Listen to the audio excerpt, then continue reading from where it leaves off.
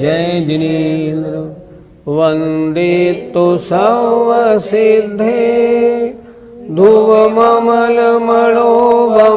गदिं पत्ते वोच्छामि समय पाहुण मिणमो सुद केवली भणिदम। पंच परमेष्ठी भगवान की जय। निश्चय रत्नत्रय निश्चय सम्यक दर्शन के 8 अंगों का वर्णन चल रहा है। आज निर्जरा अधिकार की ये अंतिम गाथा है और 8 अंगों में से 7 अंग का वर्णन हो गया। आज अंतिम अंग है प्रभावना अंग। निश्चय से प्रभावना अंग का क्या वर्णन होता है, इसकी चर्चा गाथा नंबर 251 में है। गाथा निकालिए, विचार करते। विजारः मारूढ़ो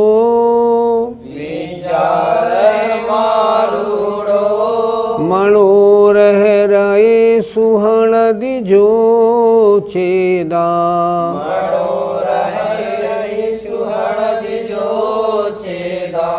मनोरह रये सुहणदिजो छेदा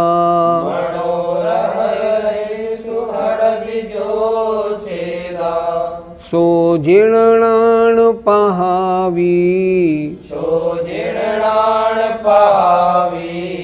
सम्मादिठी मुणे दवो बोलो। विजारे मारूढ़ो मनोरह रये सुहणदिजो छेदा सो जीर्णान पहावी सम्मादिठी मुणे दवो। विजारे मारूढ़ो मनोरह रये सुहणदिजो छेदा सो जीर्णान पहावी सम्मादिठी मुणे दवो। निश्चय सम्यक दर्शन और उसका अंतिम 8वां प्रभावना अंग। आइए एक एक शब्द पर विचार करते हैं। विद्या माने विद्या रूपी, रहम अर्थात रह माने रथ, आमारूढ़ो उनमें आरूढ़ हुआ, विद्या रूपी रथ में आरूढ़ हुआ सवार। मनोरह रयेषु मनो मन रूपी, रह माने रथ के, रयेषु माने वेगों को, जो चेदा जो आत्मा हणदि नष्ट करता है। क्या हुआ? विद्या रूपी रथ में आरूढ़ हो गए और मन रूपी रथ के वेग अर्थात मन में तरह तरह के विचारों का आना, संकल्प विकल्प राग द्वेष तरह तरह के विकल्पों को मन में आना।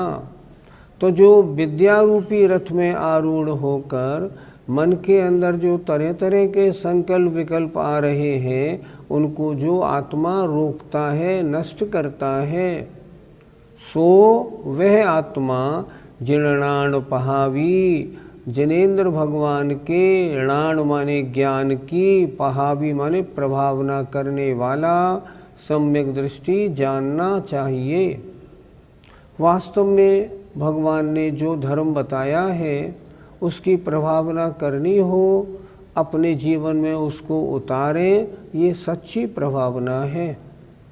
मुनि महाराज को देखकर लोग कहें ये तो साक्षात भगवान है, ये धर्म की प्रभावना है।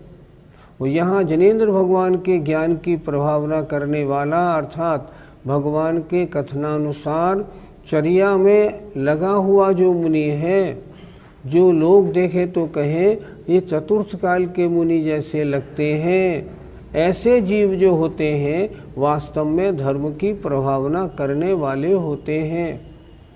मुझे एक बात बहुत अच्छी ध्यान आती है।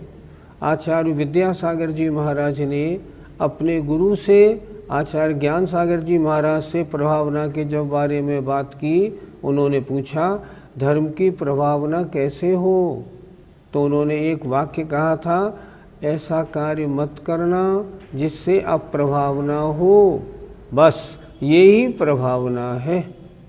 हम अगर कोई ऐसा गलत कार्य न करें तब धर्म की चारों ओर प्रशंसा होती है। एक समय था जब कोर्ट में अगर कोई जैन गवाही देने जाता था तब उस जज जो है ना, उस जैन की गवाही को प्रामाणिक मानता था। वो मानता था इन जैनियों का आचरण, इनका खाना पीना, इनका हर चीज़ कितनी शुद्ध है, इसलिए ये जो कह रहा है ये सही है, यही तो धर्म की प्रभावना है। देखने वाला कहे जैनी है, क्या बात है, इनका तो हर काम बहुत अच्छा है।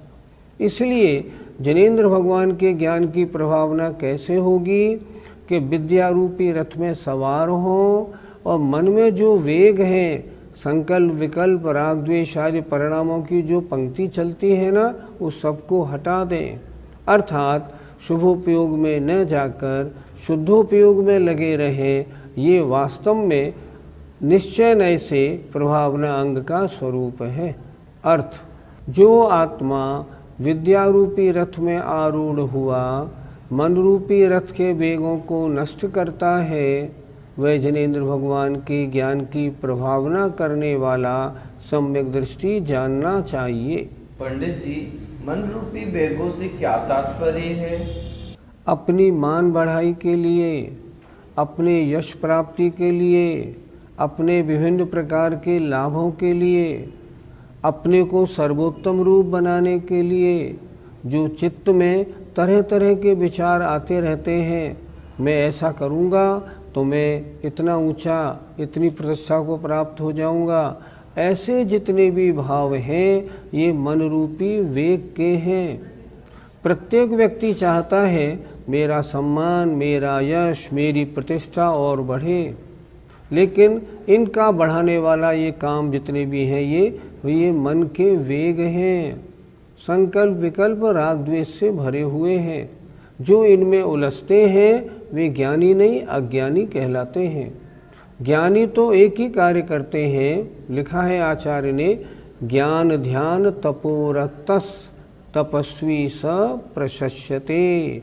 वो तो ज्ञान ध्यान और तप में ही लगे रहते हैं, अन्य के लिए उनके पास समय है कहाँ। और जब इसमें लगेंगे ना तो मन के अंदर जो बढ़ाई, सम्मान, नाम, यश, इनका जो वेग चलता रहता है ना, वो सब हट जाएगा और परम आत्मानंद में वो लीन रहे आएंगे। पंडित जी, इन मन के वेगों से हानि क्या है?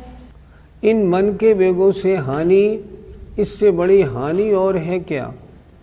जो मुनिराज अभी तक शुद्धोपयोग में थे, अगर एक भी मन के वेग में वो लग गए तो शुद्धोपयोग से गिर के शुभोपयोग में आ जाएंगे, और अगर थोड़े और आगे बढ़े और अशुभोपयोग में आ गए तो पंच परावर्तन रूप संसार में भ्रमण करने वाले हो जाएंगे, दुर्गति हो जाएगी। इनसे तो हानि ही हानि है। मुनि धर्म में ऐसे परिणामों के लिए कोई स्थान नहीं। मुनि धर्म तो कहता है कैसे भी कुछ भी हो, समता रस में डूबे रहो, आत्मा का आनंद लेते रहो, यही मुनि पने का लाभ है। और इससे हटेंगे तो संसार मार्ग है, मुनि मार्ग नहीं, मोक्ष मार्ग नहीं। पंडित जी, व्यवहार सम्यक दर्शन का प्रभावना कैसा होता है? दौलत राम जी छेडाला में लिखते हैं, जिन धर्म दिपावे, ऐसे कार्य करे जिससे जैन धर्म का यश हो, जिन धर्म का प्रभाव फैले। अभी वर्तमान में भी जो तरह तरह के मेले वगैरह होते हैं, तरह तरह की गोष्ठियाँ होती हैं, और तरह तरह के कार्य होते हैं, ये भी धर्म के प्रचार प्रसार के लिए होते हैं। लेकिन जैसा आचार्य समंतभद्र महाराज ने कहा वो बहुत ही सुंदर है। अज्ञान तिमिर व्याप्ति मपाकृत्य यथायथम जिन शासन माहात्म्य प्रकाश स्यात् प्रभावना। सारे विश्व में अज्ञान रूपी अंधकार फैला हुआ है।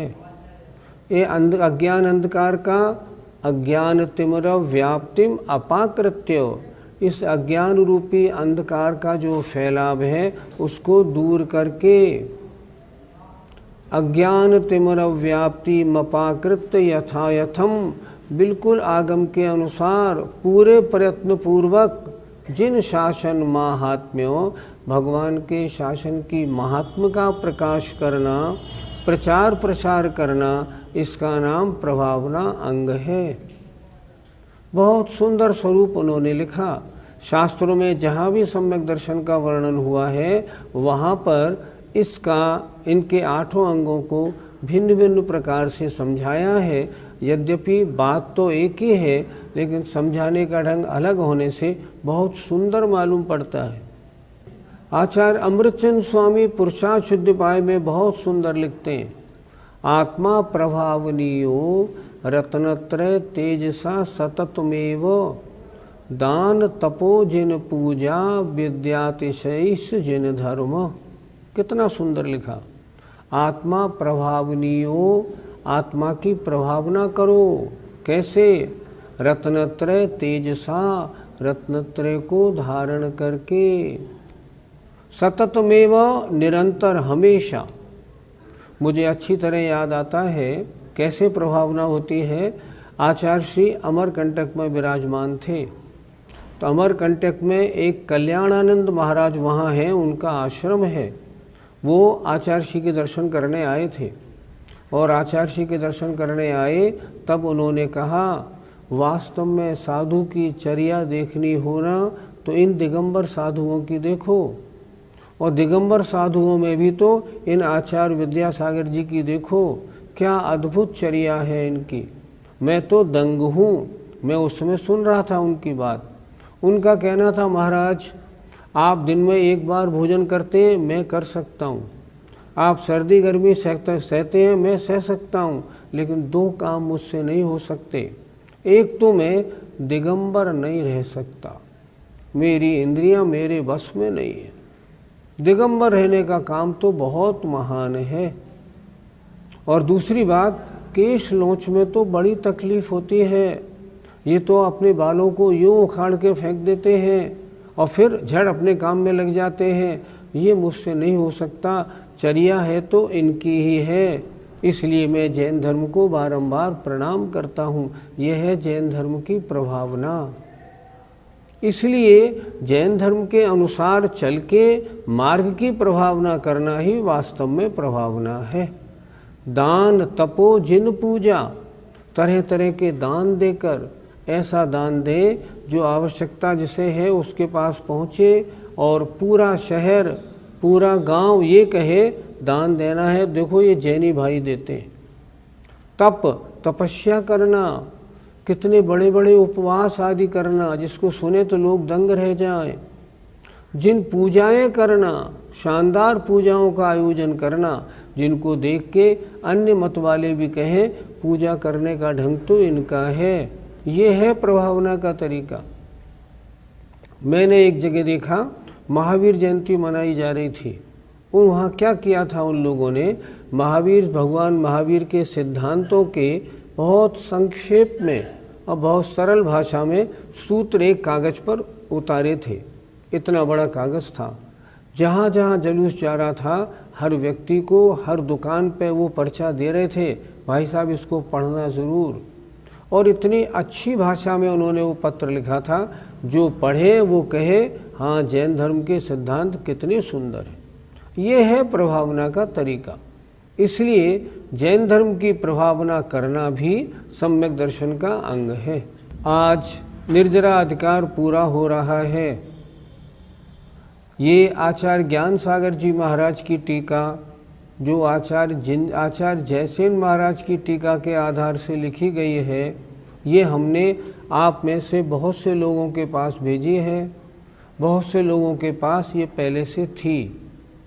आज इसमें ये अधिकार पूरा हो गया, गाथा नंबर 251। लेकिन इसके बाद में कुछ विषय इसमें और दिया है, मैं उसकी थोड़ी चर्चा करना चाहूँगा। इन्होंने क्या विषय दिया है? इन्होंने विषय दिया है, निश्चय का व्याख्यान करने के बाद आपने व्यवहार का व्याख्यान क्यों किया? क्या आचार्य उत्तर कितना सुंदर दे रहे हैं। देखिए, मैं किताब में से पढ़ रहा हूँ, आप पृष्ठ 235 निकाल लीजिए। बहुत उपयोगी है ये चर्चा, इसलिए कर रहा हूँ। इसमें इन्होंने लिखा है, टीकाकार उत्तर देते हैं, सुवर्ण और स्वर्ण पाषाण में परस्पर कार्य कारण भाव है। सोने का पत्थर खान से निकला, ये कारण है, इसमें से सोना निकलेगा। उसी तरह व्यवहार सम्यक दर्शन कारण है, निश्चय सम्यक दर्शन कार्य है। आज बहुत से लोगों में एक गलत फहमी है, वो व्यवहार सम्यक्त को तो सम्यक्त मानते ही नहीं, निश्चय सम्यक्त को ही सम्यक्त मानते हैं। उनकी धारणा अच्छी नहीं। समय सार जी में पृष्ठ 235 में जो लिखा है उसे अच्छी तरह पढ़ें। व्यवहारने को छोड़ देंगे, बहुत दिक्कत हो जाएगी। देखिए इन्होंने क्या लिखा है, मैं इसलिए पढ़ के सुना रहा हूँ। आज इस ज्ञानशाला में पहली बार पढ़ाने वाली बात मैं कर रहा हूँ कि मैं ग्रंथ आपको पढ़ाऊँ। देखिए, वैसा ही कार्य कारण भाव निश्चयने और व्यवहारने में है। व्यवहारने कारण है तो निश्चयने उसका कार्य है। यह बात दिखाने के लिए यहाँ प्रयास किया गया है। आचार्य ने एक गाथा लिखी है, जय जिणमय पवज्य है तामा व्यवहारिणिच्छये मुणः एकेण वीणा छिज्जयी तीर्थम अर्णेण पुण्य तच्चम।